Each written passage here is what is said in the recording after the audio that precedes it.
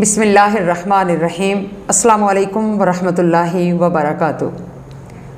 मोअज़्ज़ज़ नाज़रीन, आपकी तरफ से हमें कुछ समाजी, मुआशी और मुआशरती किस्म के सवालात मौसूल हुए हैं जो कि नहायत अहम और मुफीद हैं, और एक लिहाज से हम में से बहुत सारे लोगों की ज़रूरत भी हैं।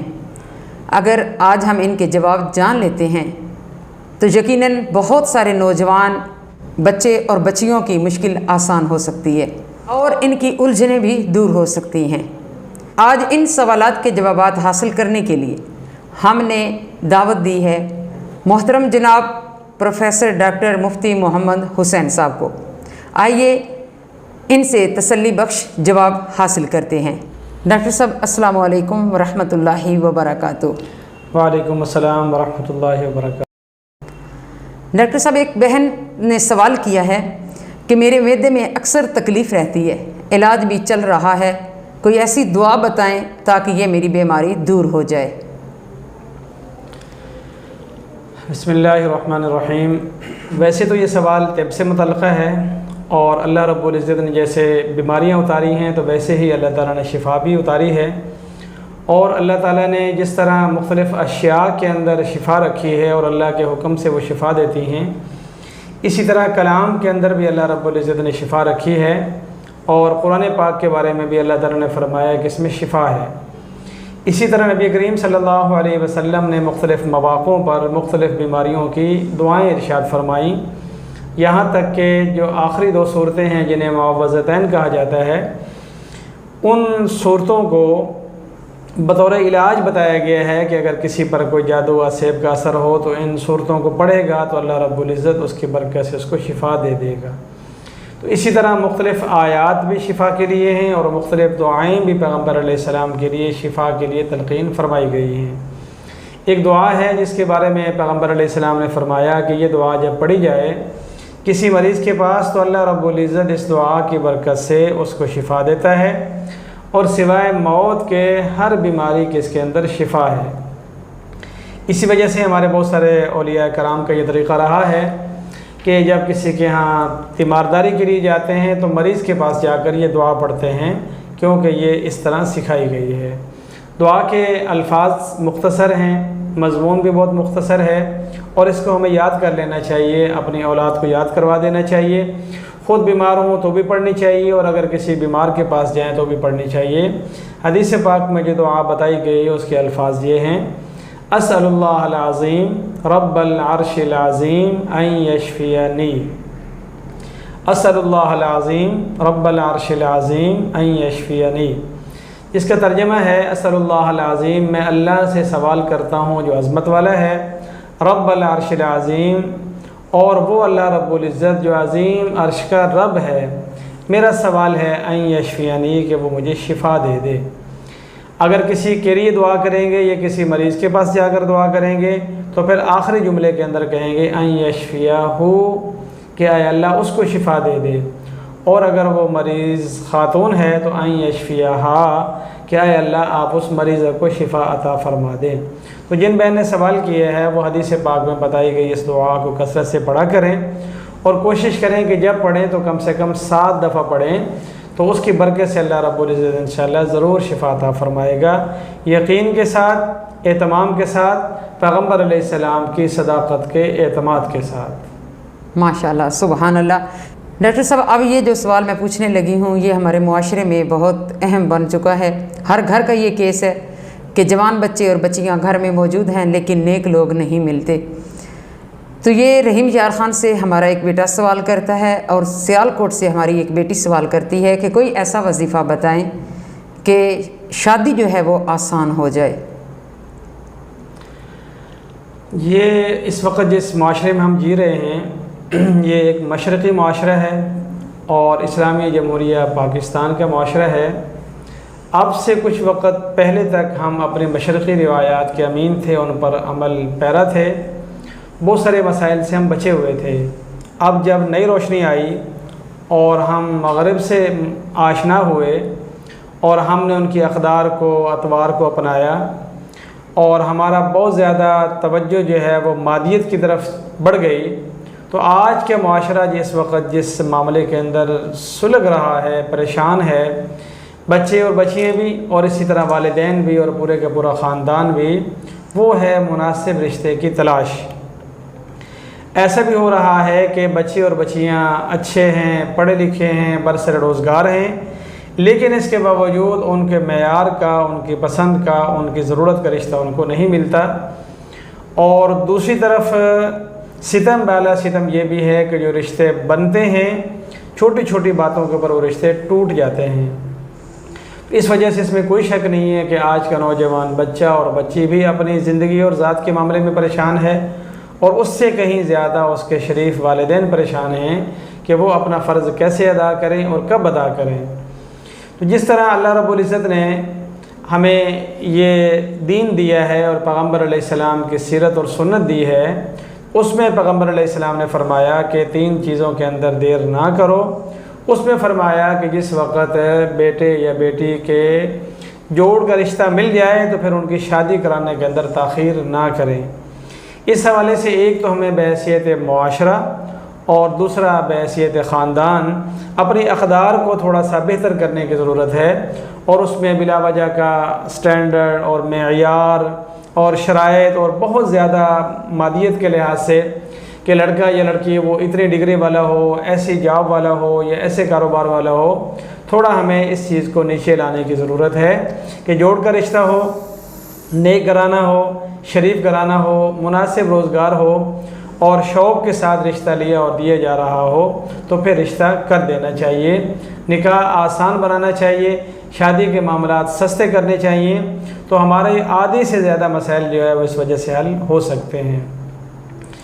इन्होंने सवाल किया है कि हमें कोई ऐसा दुआ बता दें, कोई ऐसा कलमा बता दें या ऐसा कोई वजीफ़ा बता दें कि हम पढ़ें और उसकी वजह से इनका निकाह, रिश्ता और शादी आसान हो जाए। इस हवाले से मुख्तलिफ़ हज़रात ने, मुख्तलिफ़ उलमा ने, मुख्तलिफ़ औलिया कराम ने अपने अपने तजर्बे के लिहाज से, अपने अपनी मालूमात के लिहाज से वजीफ़े इरशाद फरमाए हैं। उसमें एक वजीफ़ा कुरान करीम की आयत है। उलमा ने फरमाया कि रब्बना हब लना मिन अज़वाजिना व ज़ुर्रियातिना क़ुर्रता अयुनिन वजअलना लिलमुत्तक़ीना इमामा। ये जो आयत है कुरान करीम की, इसको कसरत से पढ़ा जाए और बिलखसूस दिन या रात में से कोई एक वक़्त मुकर्रर करके कम से कम 313 दफ़ा इस आयत को पढ़ता रहे। अव्वल आखिर 11 दफ़ा दुरूद शरीफ पढ़ ले और आखिर में अल्लाह ताला से दुआ कर ले कि या अल्लाह अपने फ़ज़ल से, अपनी मेहरबानी से मेरी इस दीनी और दुनियावी ज़रूरत को पूरा फरमा। तो रब्बना हब लना मिन अज़वाजिना व ज़ुर्रियातिना, इस आयत की बरकत से अल्लाह रब्बुल इंशाअल्लाह निकाह आसान फरमा देंगे और जोड़ का रिश्ता अल्लाह ताला जल्द बना देंगे। इसके अलावा कुछ उलमाए कराम ने एक और आसान वजीफ़ा बताया है, वो है अल्लाह ताला का नाम जामे। जामे का माना जमा करने वाला। तो या जामिउ, ये जो अल्लाह ताला का नाम है, इसको रोज़ाना 121 दफ़ा पढ़ा जाए और इससे पहले जो है वो 11 दफ़ा दुरूद शरीफ और आखिर में भी 11 दफ़ा दुरूद शरीफ और बीच में या जामिउ या जामिउ या जामिउ या जामिउ या जामिउ, और नीयत में ये रखा जाए कि ऐ जमा करने वाली ज़ात मेरे लिए मेरा शरीक हयात मुक़द्दर फरमा दे, हमें जमा फरमा दे। 121 दफ़ा 41 दिन तक पढ़ें तो अल्लाह रब्बुल इज़्ज़त इंशाअल्लाह आसानी फरमाएगा और जल्द जो है वो रिश्ते का इंतज़ाम फरमा देगा। कराची में एक अफ्रीका से मुफ्ती साहब तशरीफ़ लाए हुए थे, उन्होंने ये बताया और ये एक इत्तेफाकी बात है कि हमारा भी ये आज़मूदा है।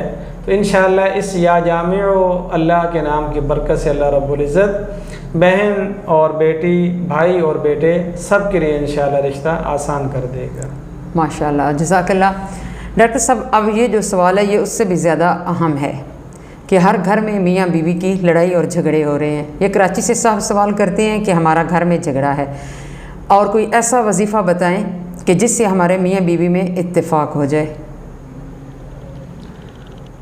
ये इसमें कोई शक नहीं कि आजकल के हालात में बिलखसूस थोड़ी थोड़ी बातों पर झगड़ा, नाचाकी, लड़ाई, दूरियां और यहाँ तक के तलाक़ तक नौबत आ रही है, जिसमें कुछ हमारी जज्बातियत का दखल है, कुछ हमारी तरबियत ना होने का दखल है और कुछ हम जो ये ड्रामे और फिल्में और वो चीज़ें देखते हैं जो बिलखसूस ऐसा मटेरियल, मवाद और मज़मून हमें पढ़ाया सिखाया जाता है जिससे आजकल नौजवान नस्ल के जहन में ये बात आम हो गई है कि कोई बात नहीं, हम तलाक़ ले लेंगे, हमारा ब्रेकअप हो जाएगा, मैं सेपरेट हो जाऊंगी, मुझे सेपरेशन चाहिए।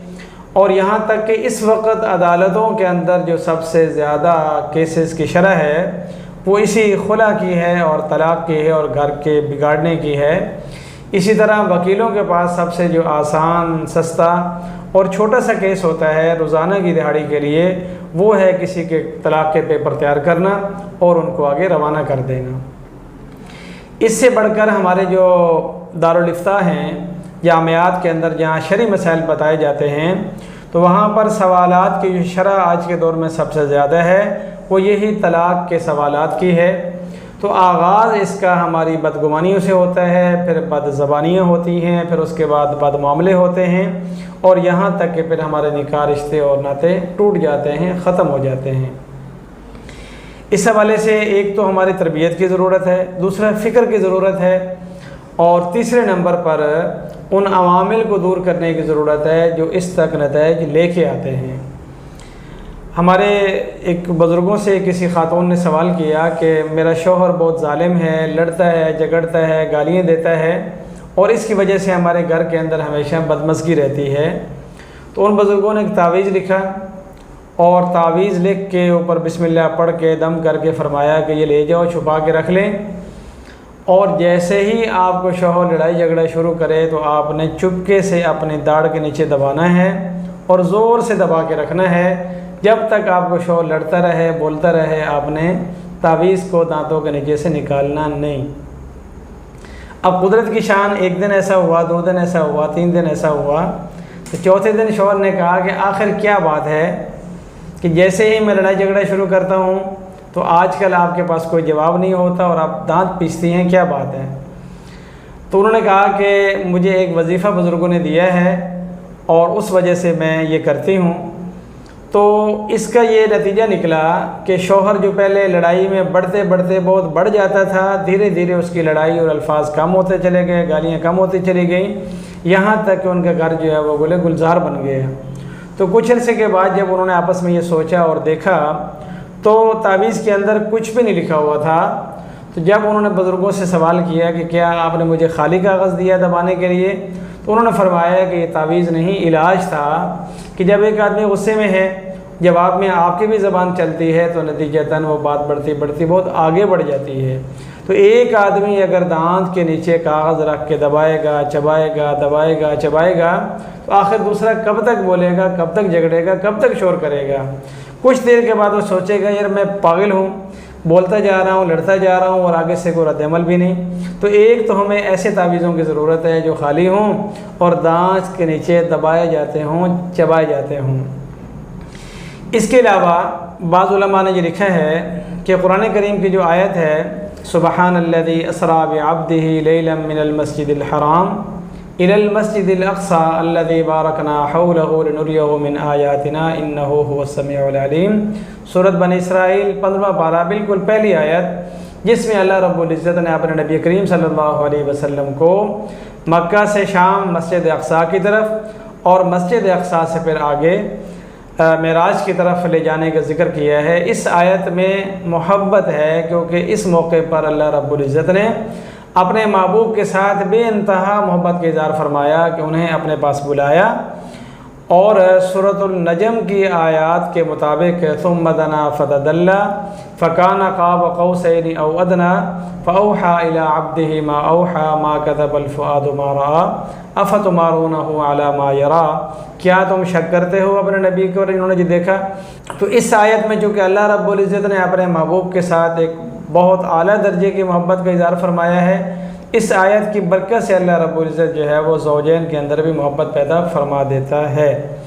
अब इस आयत को, कुरान करीम की आयत है, इसको 111 दफ़ा पढ़कर किसी मीठी शय के ऊपर दम करके मियाँ बीवी को खिला सकता है, बीवी मियाँ को खिला सकती है। तो अल्लाह रब्बुल इज़्ज़त इंशाअल्लाह इस कुरान करीम की आयत की बरकत से दोनों के दिलों में एक दूसरे की मोहब्बत डाल देगा और इंशाअल्लाह वो हंसी खुशी ज़िंदगी गुजारेंगे। लेकिन चूँकि दुनिया दारुल असबाब है, लिहाजा हमें ऐसे असबाब से बचना चाहिए जो नाचाकियाँ, दूरियाँ और घरों को बर्बाद करने तक लेके जाते हैं। हदीस पाक में ये भी आता है कि जो बड़ा शैतान है वो अपने शयातीन को सुबह सवेरे भेजता है दुनिया के अंदर मुख्तलिफ़ फसादात के लिए, फ़ितनों के लिए। तो शाम को वो पूछता है कि हाँ भाई आपने क्या किया, आपने क्या किया, आपने क्या किया। तो एक शैतान आकर बताता है कि जी मैंने आज 2 मियाँ बीवियों के दरमियान ऐसा झगड़ा करवाया कि उनकी तलाक़ हो गई। तो एक बड़ा शैतान खुश होकर उसको शाबाश देता है कि वाह आपने बेहतरीन काम किया। इसका मतलब ये हुआ कि इस मामले के अंदर बिलखुसूस नफ्स और शैतान दोनों का इतना ज़्यादा दखल है कि इस अमल हो जाने पर शयातीन की झुरमट में, उनकी बिरादरी में इस पर बाकायदा खुशी मनाई जाती है और शाबाश मिलती है। इसलिए हमें शादीशुदा होने के बाद बहुत ज़्यादा एहतियात की, लिहाज की, अदब की, एहतराम की और उन चीज़ों से बचने की ज़रूरत है जो चीज़ें यहाँ तक लेके आती हैं। माशाल्लाह, जज़ाकल्लाह, आपने बड़ी वजाहत के साथ जवाब दिया। डॉक्टर साहब, एक बहन है जो अपने शोहर के रवैये से बहुत ज़्यादा परेशान हैं और इस हद तक वो पहुंची हैं कि वो जब सवाल कर रही थी तो उन्होंने अपना नज़रिया ये दिया कि अगर मेरा खामद मेरा मुरीद बन जाए तो मैं आपको 5 लाख दूंगी। तो डॉक्टर साहब, इस बहन की इस परेशानी को दूर करना है और कोई ऐसा वजीफ़ा बताएं कि वो हमें देने की बजाय अल्लाह के रास्ते में खैरात करे, और कोई ऐसा उनको वजीफ़ा बता दें कि मियाँ बीवी के दरमियान बहुत ज़्यादा मोहब्बत हो जाए। ये ऐसा भी है कि एक तरफ तो ये है कि शौहर परेशान है कि उनकी बीवियाँ उनके साथ सलूक नहीं करती, लेकिन इससे कहीं ज़्यादा बहुत सारी ख़वातीन को शिकायत है कि उनके शौहर उनके साथ मुखलिस नहीं हैं और इसी तरीके से उनके साथ जो उनको ताल्लुक़ होना रखना चाहिए वो नहीं कर रहे, जिसकी वजह से वो काफ़ी ज़्यादा ज़हनी अज़ियत का शिकार होती हैं। उन्हें शिकवा होता है कि मैं हर लिहाज से अपने शौहर के लिए ठीक हूँ, लेकिन उसके बावजूद उनकी तवज्जो मेरे ऊपर कम और बाहर की तरफ ज़्यादा है। तो वो वाकई इस हद तक परेशान होती हैं, बस औक़ात ख़ुदकुशी तक नौबत आ जाती है और बस औक़ात फिर वो अपने हाथ से अपना घर बर्बाद करने के लिए तैयार हो जाती हैं। इस हवाले से एक तो तौबा इस्तिग़फ़ार करने की ज़रूरत है, क्योंकि सूरत नूह के अंदर जो तौबा इस्तिग़फ़ार के फ़वाइद बताए गए हैं उसके अंदर ये बात है कि जब कोई अल्लाह ताला से कसरत से इस्तिग़फ़ार करता है तो अल्लाह ताला बेशुमार बरकतें, मग़फ़रत, रहमत, रिज़्क़ की फरावानी, बारिश, यानी अल्लाह ताला की एक लिहाज से रहमत आती है। तो एक तो यहाँ पर मियाँ बीवी दोनों अगर ऐसा कर लेते हैं तो बहुत अच्छा है, लेकिन हमसे सवाल चूँकि ख़ातून ने किया है तो वो तौबा इस्तिग़फ़ार करें, कसरत से इस्तिग़फ़ार करें। तो इस्तिग़फ़ार की बरकत से इंशाअल्लाह अल्लाह की रहमत आएगी और घर से जो है वो नौसत व बेबरकती दूर होगी। दूसरे नंबर पर वो कुछ पढ़कर अपने शौहर के लिए अल्लाह ताला से दुआ करें और उनके लिए इसाले सवाब कर दें, ये कुछ खैरात करके उसका सवाब उनके रूह को पहुँचा दें कि अल्लाह मेरे इस सदक़े का या इबादत का या तिलावत का सवाब मेरे शौहर को पहुँचा। वो ज़िंदा हैं, इनका सवाब उनके नाम अमाल में चला जाएगा। तो अल्लाह रब्बुल इज़्ज़त इस इसाले सवाब की बरकत से उनके दिल को इंशाअल्लाह नरम कर देगा, मोम कर देगा और मोड़ देगा, मुतवज्जे कर देगा। तीसरे नंबर पर ख़ुद नबी करीम सल्लल्लाहु अलैहि वसल्लम ने इस बात की तलक़ीन फरमाई है कि बीवी को चाहिए कि वो शौहर के लिए अच्छे अंदाज से रहे, यानी अगर वो शाम को घर आता है तो खंदा पेशानी से सलाम करे, इस्तक़बाल करे और अच्छी हालत में अपना बोदोबाश, ज़ेबो ज़ीनत अच्छी हालत की उसके साथ सामने आए और उनकी खिदमत करे, तामुन करे, इज़्ज़त दे, एहतराम दे और खुशबू वगैरह लगाए। तो ये जो असबाब हैं इस बात के कि इंसान दूसरे इंसान को अच्छा लगे, ये ख़वातीन के लिए बाकायदा हुक्म है। यहाँ तक कि अगर शौहर ने बीवी को एक तलाक़ दे रखी हो रजई, जिसमें रुजू करने का हक़ होता है, तो वहाँ औरत को हुक्म है कि बन सवर के रहे ताकि उसके शौहर के दिल में उसके लिए तवज्जो पैदा हो और वो अपनी तलाक़ कैंसिल करके उसको अपने निकाह में रख ले।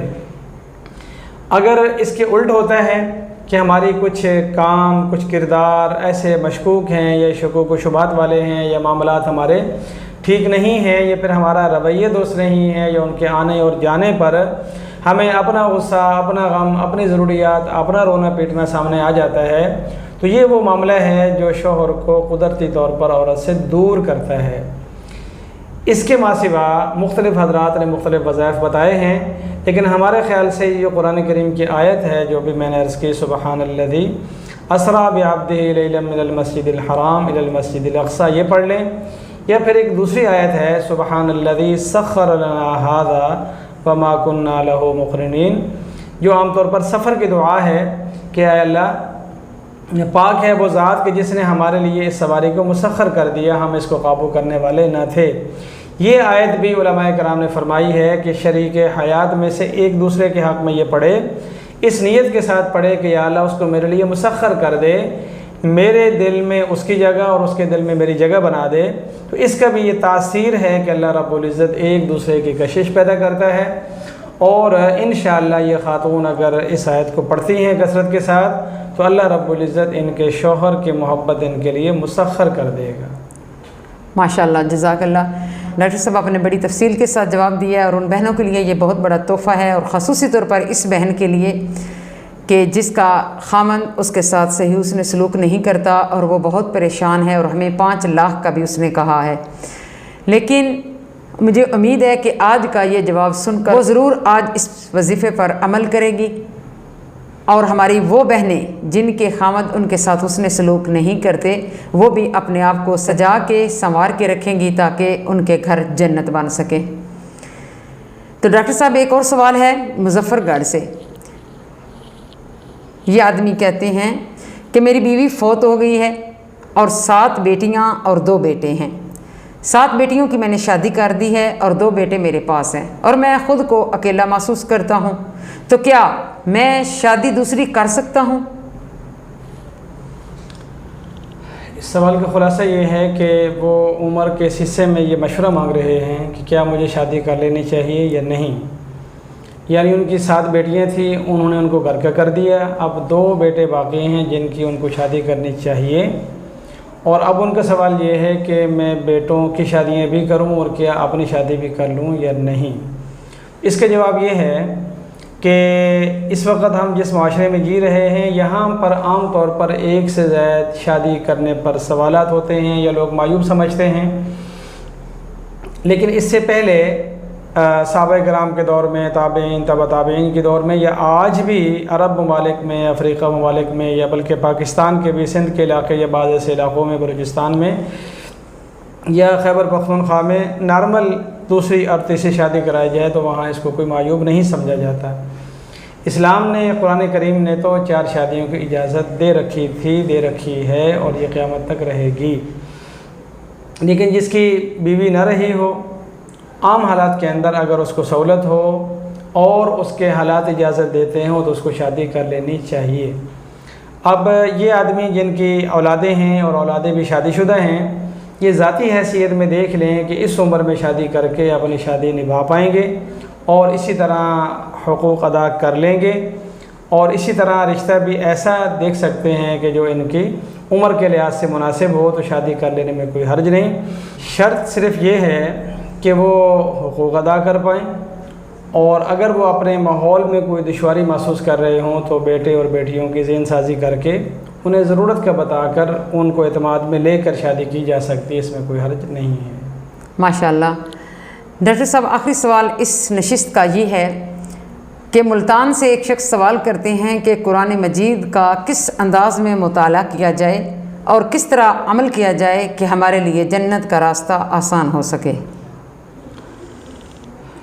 इनके सवाल का ख़ुलासा ये है कि इंसान यानी कौन से अमाल करके आसानी के साथ जन्नत में जा सकता है और कुरान पाक को किस तरह अमल में ले आए ताकि उसके लिए जन्नत में जाना आसान हो जाए। इसका जवाब ये है कि एक तो पूरी शरीयत है, पूरा दीन है, इंसान को उसको अपनाना चाहिए।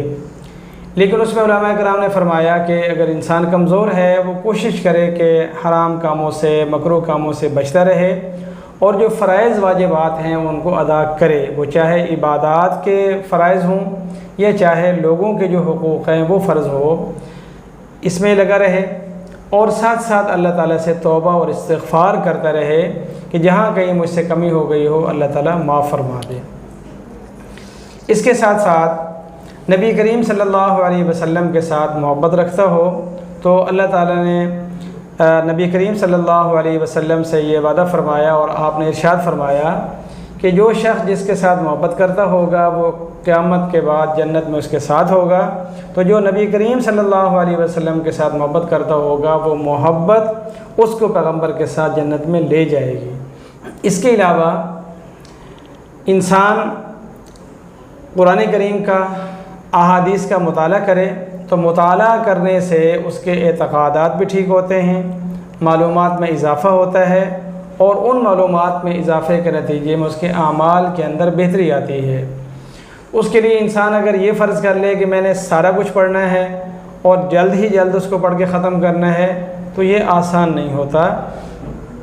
आसान ये है कि हम किसी वलीउल्लाह के साथ ताल्लुक़ इख्तियार कर लें, उनसे बैत हो जाएं, उनकी सोबत में बैठें तो इंशाअल्लाह अल्लाह वालों की मोहब्बत, उनकी तवज्जो, उनकी दुआएं, उनकी सोबत, क्योंकि कुरान पाक में अल्लाह ताला ने फरमाया या अय्युहल्लज़ीना आमनुत्तक़ुल्लाह वकूनू मास्सादिक़ीन, ईमान वालो तक़वा इख्तियार करो, अल्लाह से डरो और सच्चे लोगों के साथ रह पड़ो, यानी उनके साथ रहते रहो। तो औलिया कराम की जो सोबत है, जो मायत है, वो इंशाअल्लाह इंसान के किरदार भी निखारती है, उसके एतक़ादात को भी दुरुस्त करती है और उनकी सोबत की बरकत से इंसान के अंदर आमाल का जज्बा पैदा होता है और उस जज्बे के सदक़े में वो अमल करता है और वो अल्लाह वालों की मोहब्बत उसको अल्लाह के करीब कर देती है। और अल्लाह की जो मोहब्बत है रिज़वानुम मिनल्लाहि अकबर, अल्लाह की रज़ा, अल्लाह की मोहब्बत सबसे बढ़कर है। तो हम ये समझते हैं कि जो आसान तरीन जन्नत का रास्ता है वो औलिया कराम की, यानी सही अल्लाह वालों की सोबत है, उनके साथ बैठना उठना है, उनकी मजलिस में जाना है। ये एक शॉर्टकट रास्ता है कि इसकी बरकत से एतक़ादात ठीक होते हैं, इंसान का ख़ात्मा ईमान पे होता है और ख़ात्मा ईमान पर हो जाए तो वो अल्लाह ताला उसके लिए जन्नत का रास्ता आसान कर देता है। माशाअल्लाह, जज़ाकल्लाह। मुअज़्ज़ज़ नाज़रीन, आज का हमारा प्रोग्राम आपको कैसा लगा? उम्मीद है आपके दिलों की खलश दूर हो जाएगी। मज़ीद आपके जहनों के अंदर कोई उलझन है तो आप हमसे रब्ता कर सकते हैं और इसी तरह हम दोबारा आपकी खिदमत में हाज़िर होकर आपके सवालों के जवाब देंगे। तो हम बड़े अदब के साथ डॉक्टर साहब का शुक्रिया अदा करते हैं कि वो यहाँ तशरीफ़ लाए और कुरान और सुन्नत की रोशनी में हमें वजीफ़े भी बताए और हमारी ज़िंदगी के रास्तों को आसान बनाने की हमें तरकीब बताए। अल्लाह रब्बुल इज़्ज़त आपका हमारा हामी और नासिर हो। अस्सलामु अलैकुम व रहमतुल्लाहि व बरकातुहू।